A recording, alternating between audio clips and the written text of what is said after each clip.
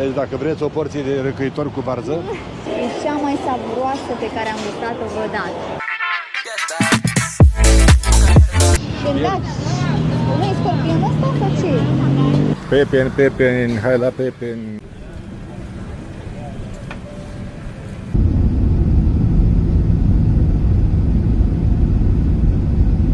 Sawadika! Savadi crop. Salutări de aici din țara zâmbetelor. Da, suntem în Bangkok. Am luat-o la picior, vrem să ajungem la un mall. Da, la un mall. Nu la orice mall. E un mall nou, făcut în septembrie anul acesta și e un punct de atracție major pentru cei tineri și nu numai. O să vedeți despre ce este vorba. Până atunci, haideți să vă arătăm aglomerația de aici din Bangkok.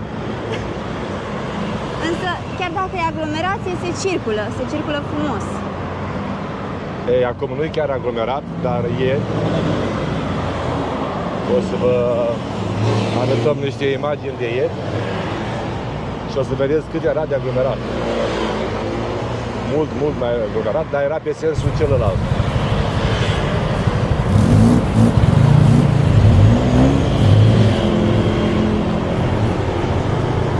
Ca și în celelalte țări asiatice, se practică foarte mult și aici deplasarea cu scuterul, cu motocicleta. Acum sunt mai mult mașini, dar dimineața și seara când ies de la serviciu sau când pleacă la serviciu, e foarte aglomerat și sunt foarte multe scutere. Da, păi aici în Bangkok trăiesc circa 10 milioane de oameni. Probabil că și scuterele astea aduc un aport fluidizării traficului. Da.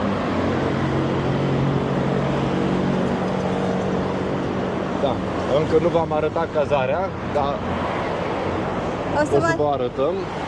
O să vă arătăm o imagine frumoasă de la balcon, dar de seară.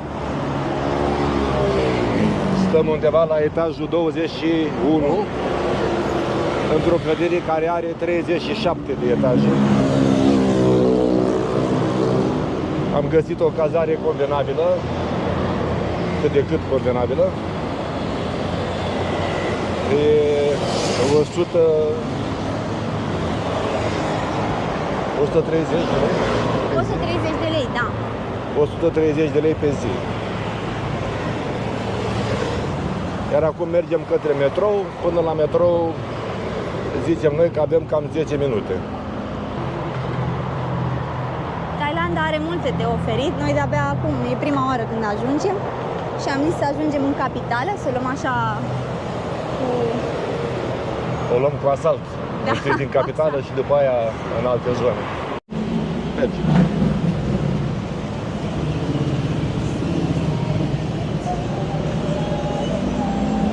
După un sfert de oră de mers pe jos, am ajuns la stația de metrou și ia uitați ce intersecție animată, cu motociclete, cu mașinuțe, taxiuri de toate felurile.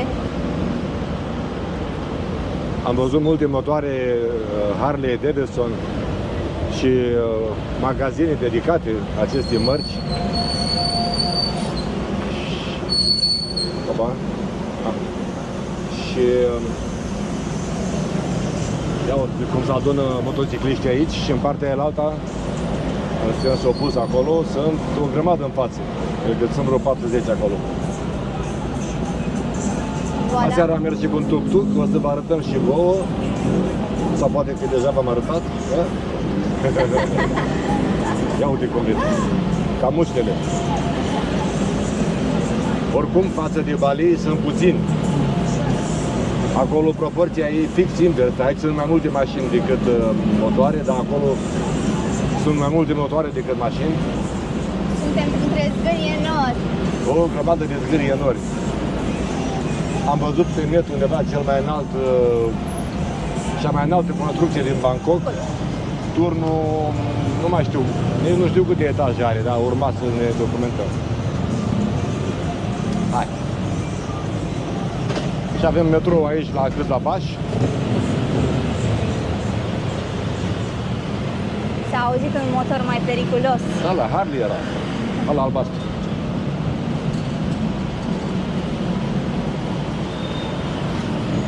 Da, sunt motoare de toate categoriile.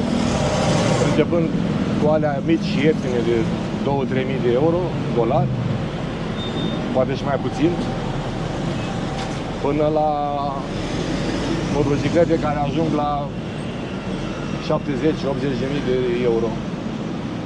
Pe aici. Pe aici intrarea, da.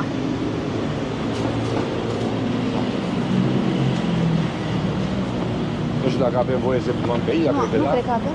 Fraran se numește.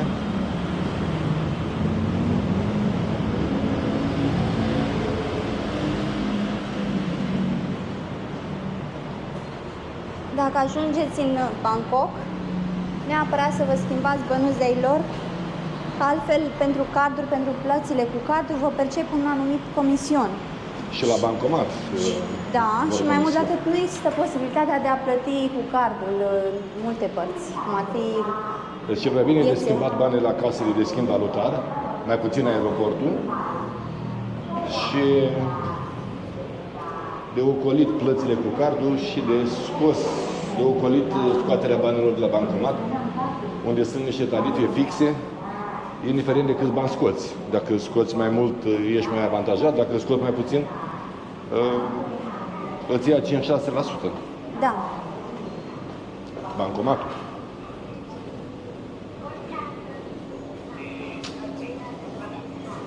Hai pe aici, pe la fetele noastre, de-am trecut ieri. Hai mă, leși, când am trecut ieri pe aici,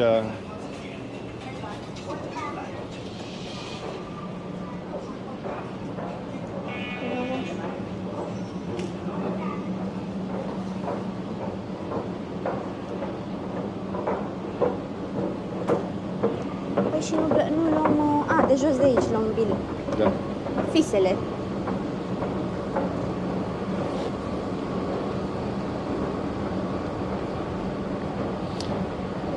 Da. Aici, față de București, plătești în funcție de câte stații mergi. Ceea ce e un lucru bun, până la urmă. Adică nu, da, nu iei un bilet și mergi toată ziua cu metrou. Da? Ăștia-s banii lor.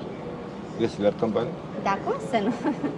Peste tot e regele Rama. Cred că e o figură Și- regală, da. Ăsta e de 1000. Mai mare n-am văzut. Și pe spate are personalități de ale lor de aici. Mai N-am mult ca citit. sigur fac parte din familia regală. Sunt și de... Ăsta e de 100, de 500 nu mai am. Tot așa, același rege și aici și aici. Și tot ăia doi pe spate. Vor fi... Cine ar fi? Neamurile lor. Tot neamul lor, da. Da, pe cum? Asta e de 50. De 20. Aceștia sunt cei mai uzuale, îmi spune. Da. Deci 50, 20, 100, 500 pe care nu l-am și 1000. Sub 20 sunt doar monede. De 10, de 5, de 1. Ca să ajungem la mall-ul acesta faimos, Central Park Bangkok, trebuie să ajungem la stația de metrou Silom. Silom. Și este aceasta. Hello. Tu for Silom. Deci, ieri am mers, am Thank plecat you. tot de aici, din punctul acesta, de la stație, și stația Praram, și am mers până la Samiot și am plătit 80 de bați pentru Da. 2 persoane. Acum mergem 6 stații până aici, la Silom, și am plătit 60 de bați. Banii lor înseamnă... Adică ar veni 10 bați de stație pentru 2 persoane. 5 bați de stație. Așa, Da, așa s-a potrivit și ieri și azi. Așa Nu, ieri a fost 80. 10 stații. 10 Fost mai stații, ieftin. așa e. Mai ieftin de 5. Dacă aveam 10, trebuia să dăm 100 ca să fie 5 bani. Și cu fișele astea le băgăm acolo. Am găsit și un bănuț de 500.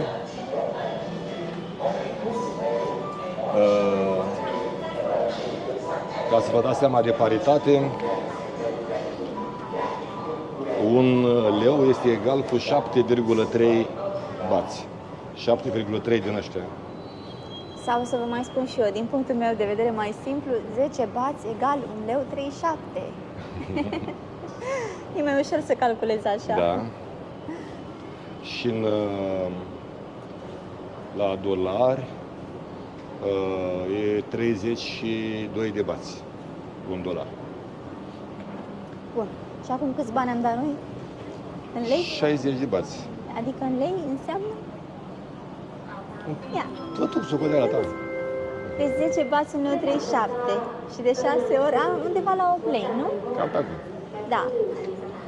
Gata. Hai să ne jucăm frumos aici. Fisele acestea trebuie păstrate Da, la ieșire trebuie băgate în...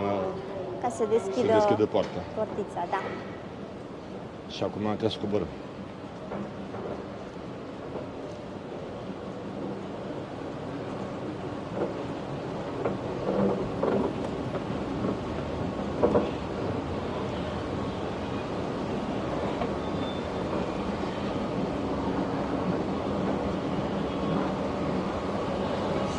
Ce am remarcat aici, încă de ieri, și mi se pare un lucru foarte bun, faptul că au, cum să zic, bariera aceasta între metrou și... Da, e un perete de sticlă între linia de metrou și peron. Adică nu poți să te arunci în fața trenului ca să, sau, Doamne, dacă ai un asemenea gând. Careva. Da.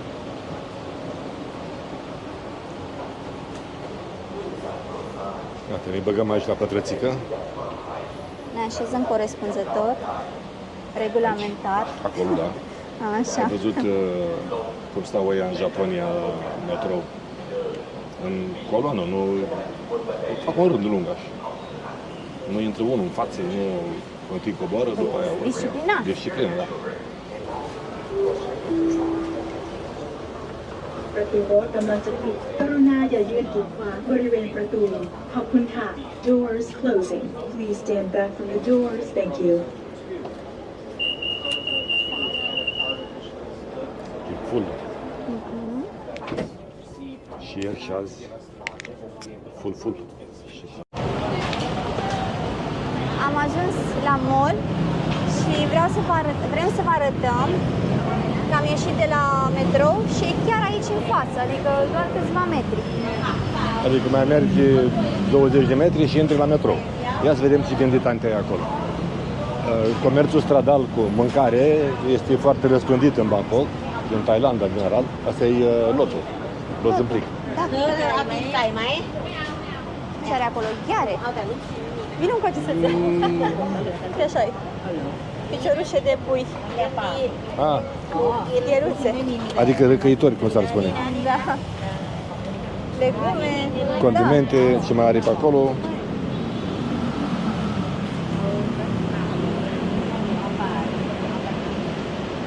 Deci dacă vreți o porție de răcăitori cu varză, găsiți în fața celui mai mare mall din Bangkok. Nici nu te-ai fi gândit, așa e? Așa cum noi am băut bere la cutie în față la Marina Bay. Marina Bay Sands din Singapore. Era o sete. Cel mai tare și hotel eram din așa Singapore și noi cu berica în față. Da, era Dar ne era fericit. sete și era cald și eram obosiți.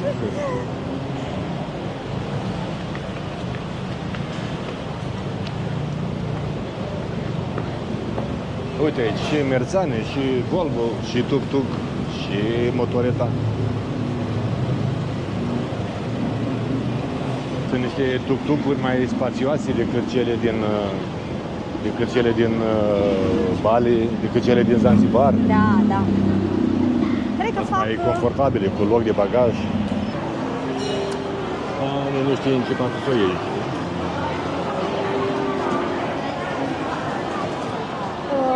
Sunt 6 etaje aici. Cred că ar trebui să luăm un pic, să vedem zona asta de parter. Ei au zona de fast food sau de restaurante aici la parter. Față de mall-urile de la noi care au Mor de foame până ajung să-ți iei care le ceva. au la etaj, la ultimul etaj. Da, Pentru că cred că am intrat. ei ce spun, dacă tot ți-e foame, ai întâi să vezi ce lucruri avem. Hai pe aici.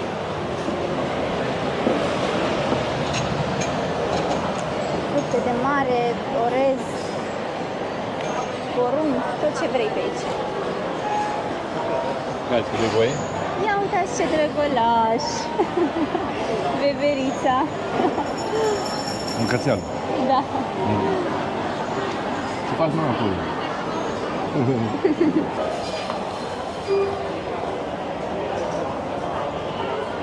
Și pâinică? Eu am văzut pâinică la ei, chiar eram surprinsă, da? Da. Aici au pâine. Pe unde am mai mâncat noi, nici o lacrimă de pâine. Nici n-am văzut, dar nici nu ne-au întrebat.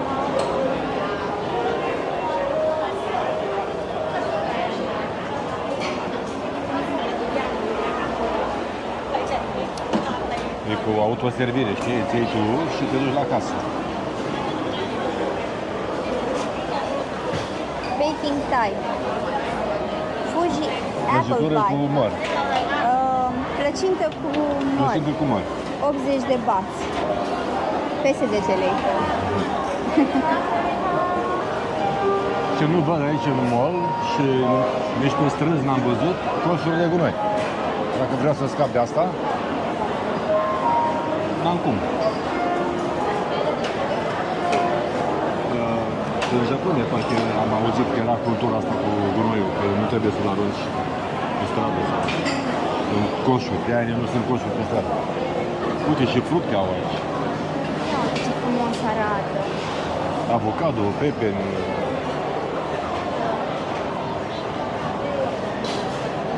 Tot ce vrei, uite și star fruit. Asta. Carambola. Carambola. Sau starfruit. Asta de care mâncam noi pe săturate în Seychelles. Astea sunt delicioase, mai ales dimineața. Da. Super tare. Din ăsta am luat acum și avem la frigider Mango. mango. Mai mărișoare puțin. Și Sunt multe fructe pe care nici nu le-am Uite. testat încă. și că a redus prețul de la 189 la 179 și noi aseară am luat din piață cu 70. Deci au adausul comercial De mall, până la urmă. ca lumea. Ei aici plătesc chirie, clar. Nu se compară prețurile într-o piață locală. Iar din coace avem pepeni, papaya.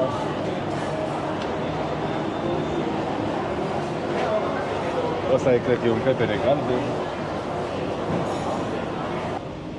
Și ăsta e mare cât China. Chiar așa. Lapte de toate neamurile. Uite. Uite, apă, Evian, te avem și noi. Apă cu pretenții.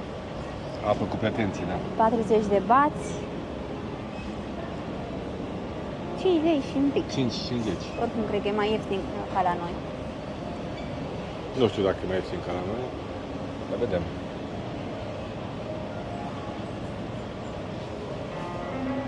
Uite, o Fuji. sticlă normală de apă.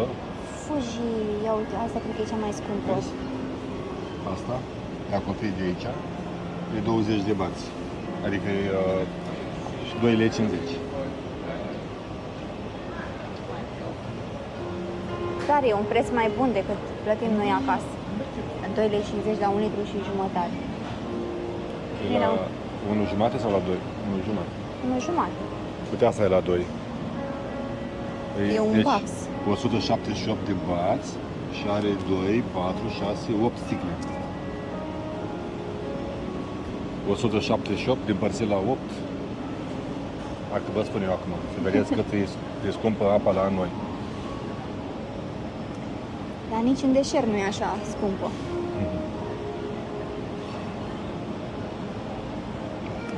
Bun, și zicem așa. 178 împărțit la 8, 22 de bați una. Împărțit la 7,34, 3 lei. Mi-e scumpă asta, dar e la 2 litri. Deci e 3 lei un pet de 2 litri. Bine, și aici are prețuri de mall. Vă dați seama că la 7-Eleven, Da, am văzut la, magazinele alea tip Mega Image, la 10 sunt mult bați mai am ieftine. văzut, la 2 litri. Da. A, clar. Nu. Și Coca-Cola, Deci Pepsi, ăsta, mult mai ieftin. un Red Bull la mărimea asta, aici e 75, dar la noi la supermarket e 13. Iar ăla mai mic, care nu e pe aici, e la mărimea ăstuia, Adică până în 2 lei. e cam așa. 11 bați. Iar ăsta e 13 bați, așa. Și aici e 75. Wow!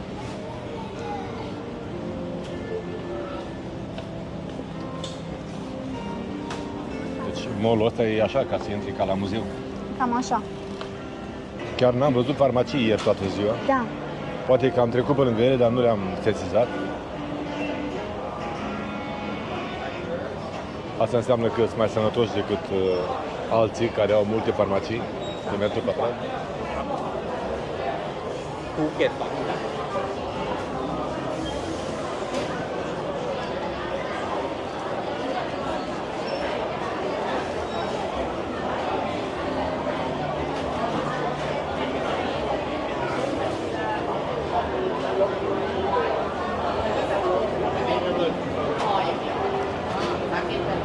Uite aici, zona de jocuri. Au calculatoare și stau băieții la împușcături.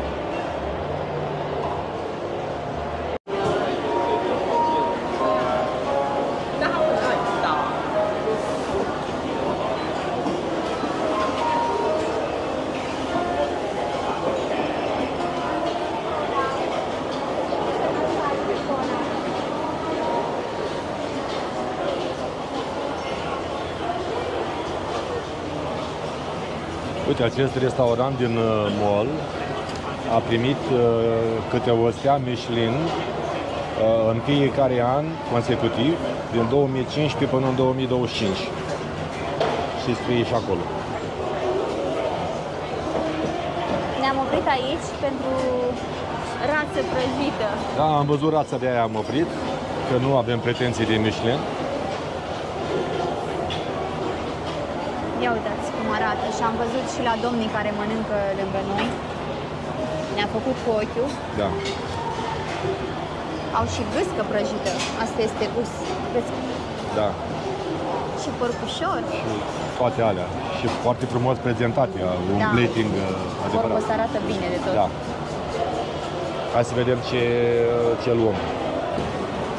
Ei, și acum să ne spuneți dumneavoastră care dintre aceste două farfurii arată mai bine.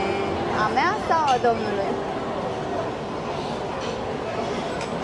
Aici avem porc, foarte frumos gătit și arată super tare. Dacă o fi și la gust, la fel după cum arată. Vedem și vă spunem. Și avem și o floricică frumoasă aici. Cât de mult contează decorul. Aici avem rață. Rață foarte bine făcută. Și miroase foarte bine. Într-un sos, a adăugat un sos. A pus acolo. acum un sos, da? Orez la fiecare. Da, și avem așa din partea casei o șunculiță, cred. O... Sau Da, ceva de porc, cred. După cum arată. da. Cu sosurile aferente. Aici cred că e Picant, ceva picant. picant, chili, care are Chili. seminții. Da, ei iubesc foarte mult picantul și noi îl iubim. Un fresh de mango, Mango și unul de un amestec de mai multe fructe cu cireașa de pe torn. Cam așa. Da. Da, arată chiar foarte bine. Haideți să vedem cum... Ca să nu ne stricăm pofta, o să vă spunem cât costă după ce mâncăm. Da. Poftă mare. Vreau să vă spun că această bucățică de porc e cea mai savuroasă pe care am gustat-o vreodată. E gătită super, super tare. E atât de fragedă și are anumite condimente care îi dau un gust deosebit. Și foarte fragedă. Se topește în gură. În gură, cum s-a spune. Trebuie bun. A venit Crăciunul la noi. Foarte bun. Și rața e bună, dar mai bună e gătit porc. Mai bine e gătit porc, da. Era bună și o bucată de pâine se întinge aici în sosul ăsta. Hai Da. să ne spui și rața cum este. E bună, e bună. Dar parcă e mai gustos să ia la. E mult mai gustos. Dar trebuie da. neapărat să o condimentezi. O ajutăm cu sosurile acestea. Da, nu, e fragedă. Nu e ațoasă, nu...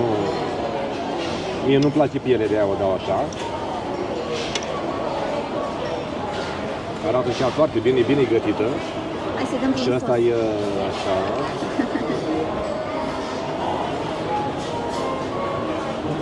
Beton. Merge berea după.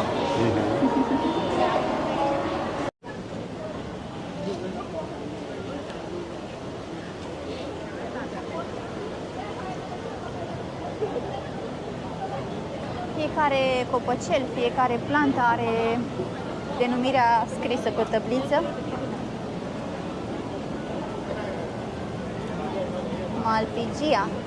Malpighia. Glabra. Ai denumirea științifică, dar Da. cine știe.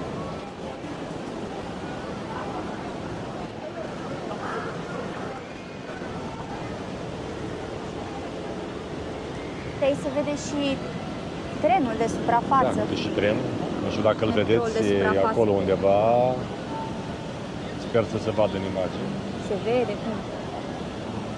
Se vede foarte bine.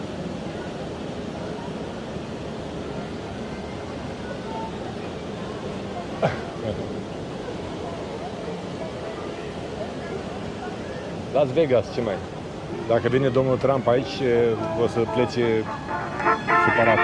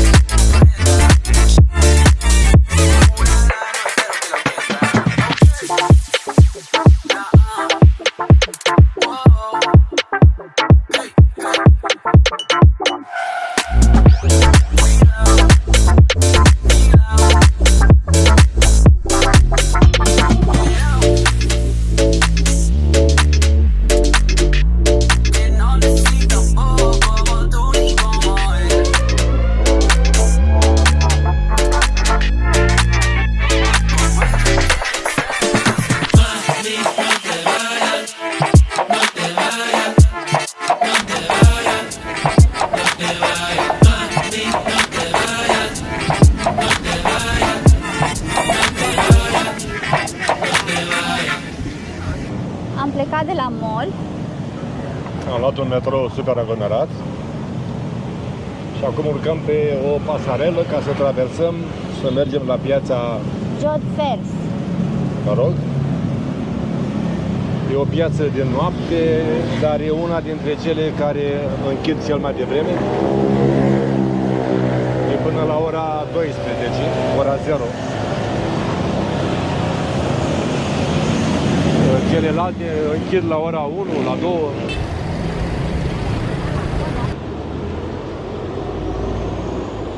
Ia uitați cum fierb oalele acolo. Da. Mâncărică de toate felurile.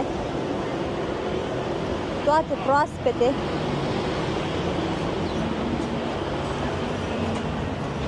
Fructe de mare care așteaptă să fie puse pe grătar. Uite, asta e caracatiță. Caracatița, da. Super. La Uite, e 60 de bați. Da. Pune pe grătar, o mănânci super proaspetă. Asta e calamar, nu? Ei, și acum, monsieur, vine să vezi un cap de crocodil. Uitați și crocodilul la gheață. Ia uite ce avem noi aici. Un pui de crocodil, por acolo. Și aici? Hello.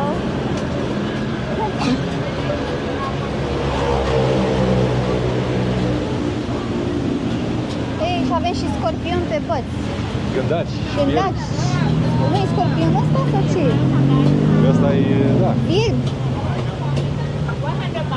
Virmișorii. Că astea sprăjiți. E bine că nu sunt vii.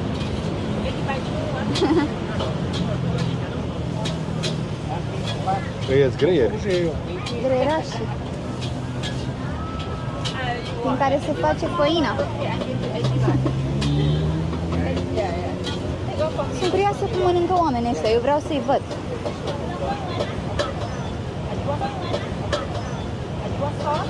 No. Is that spicy? No. Okay. 100 baht. Okay. 100 de bați, de bați și faci un mix de gândaci. Ia. Greieraș. Dă o lingură de greier. O lingură de ceva. Tasty? Yummy, yummy? First time. Ah, it's the first time for you? Oh, you are so brave. Congratulations. I hope so.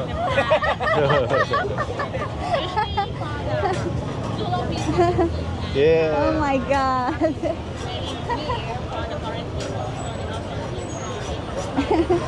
Eating it, so I might as well try it. Așa este, eu încearcă. Măi, domnulesule, odată și odată trebuie să încercăm și noi. Uite Mai și- întâi trebuie să ne acomodăm așa, să-i vedem. Ou roz. Da, asta e bună de Paște, așa. Chiar roz n-am văzut până acum. Hai că întrebăm pe domnul cum... Ce Da, le stile mănânc pune. acasă, că nu vrea să moară pe drum. Crezi tu?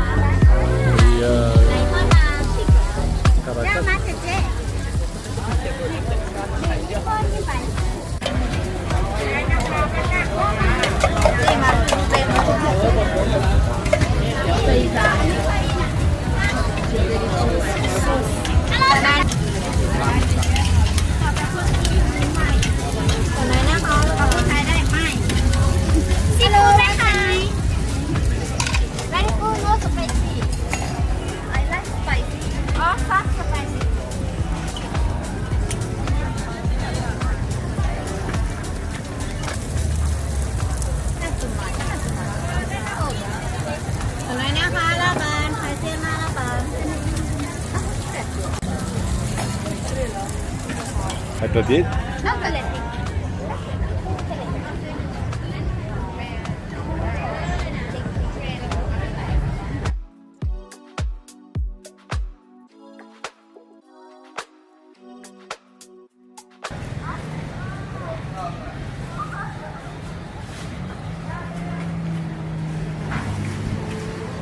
Un miros de ananas. Miroase, îți intră în creier.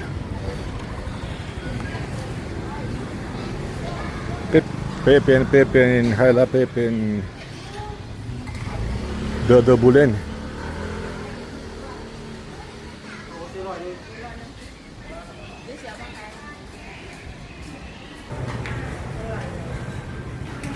Au toate alea. Alte și nuci de cocos.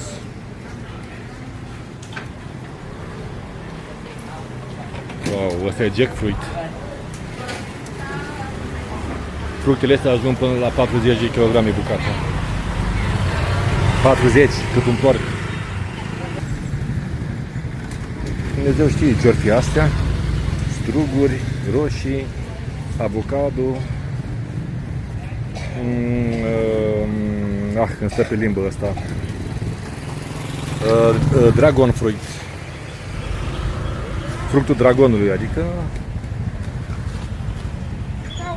fructul pasiunii la greu. Și acum să vă arătăm cazarea. Deci cum cobori din lift, ești anunțat că ai ajuns la etajul 21. Această clădire în care ne-am cazat are 37 de etaje. La etajul 37 are o piscină la care încă n-am ajuns. Sperăm să ajungem mâine. Am avut altele de făcut. Am fost și ceva obosiți. Iar aici, în față, la camera 2117, ne așteaptă o fată frumoasă în ușă. Bucuroasă să primească musafiri. Haideți că se răcesc sarmalele și cozonacii. Poftiți, vă rog frumos. În căsuța noastră, în apartamentul nostru din Bangkok. Un apartament destul de cozy, aș spune. Aici avem zona de intrare, un holuleț cu o bucătărioară micuță, care are tot ce trebuie, oale pentru gospodine, ustensile, vase, tot ce vrei, ca să-ți facă șederea mai ușoară. E un apartament micuț, cu o chicinetă la fel de micuță. Apartamentul are 40 și puțin metri pătrați, 41-42. Da. Aici avem baia cu cabină de duș și ea la fel de micuță, dar e de suficient de mare, ne descurcăm. Pentru 2 persoane e suficient. E parfum. Apartamentul e situat undeva aproape de marginea orașului, de aceea l-am și găsit la prețul ăsta mai micuț. Am dat 1300 de lei pentru 10 zile. Da, ne-am făcut un discount, mai ales că am luat mai multe zile. Aici am umplut frigiderul cu fructe, căci nu degeaba am mers noi la piață. Sigur, fructe exotice. Eram dornici de fructe din acestea. Da, mai are o canapea extensibilă, un spațiu de lucru, un televizor, iar Haideți să mergem și în dormitor, să vă arătăm. La etaj cumva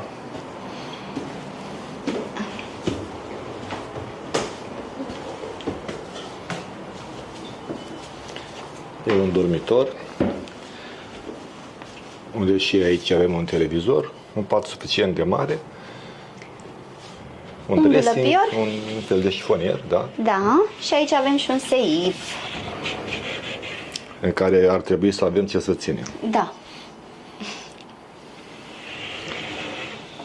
Da, cam asta e apartamentul pe care l-am găsit. Are aerul condiționat, are tot ce trebuie.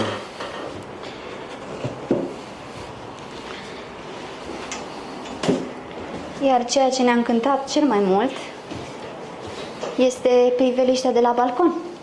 Haideți să o De la vedem. balcon se vede orașul într-un fel. Imediat o să vă arătăm și vouă. Ei, și spune și dumneavoastră acum dacă această imagine n-ar cuceri pe orice turist mofturos. Deci că ești la Las Vegas sau la New York. Da, n-am ajuns în America, dar imaginea asta te trimite acolo. Da. Au zgârienori nenumărați, nu că 1, 2 sau 3. E orașul plin de blocuri foarte înalte, cu peste 60-70 de etaje. După cum am zis, e unul foarte, foarte înalt. N-am citit câte etaje are, dar o să aflăm. Da, și încă nu v-am arătat tot. Mai urmează ceva frumos. Urcăm la 37. Lipsesc steluțele de pe cer, însă avem licuricii de oraș, luminițele care se văd de la blocurile acestea înalte care fură privirile, mai ales noaptea. Trec și multe avioane pe aici. Când priveliștea minunată, cum am mai zis, Las Vegas. Dacă aveți ocazia, merită să ajungeți pe aici. Da, și trebuie să le mai spunem domnilor că am aflat și noi că au TVA 7%. De 3 ori mai mic decât la noi TVA.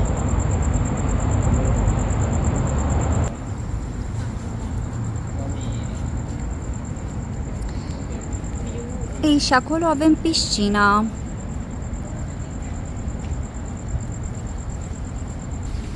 Ori puțin să vă arăt, însă nu avem acces la ora aceasta. Păcat.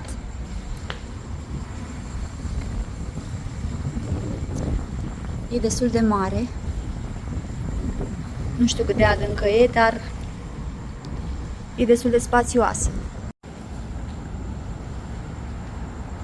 Și de aici avem priveliște frumoasă.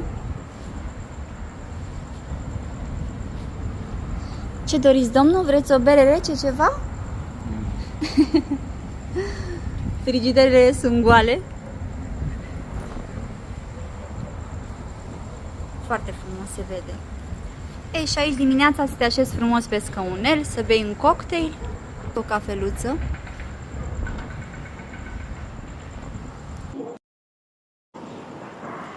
Dragilor, încheiem acest vlog cu aceste imagini frumoase pe care tocmai vi le-am arătat.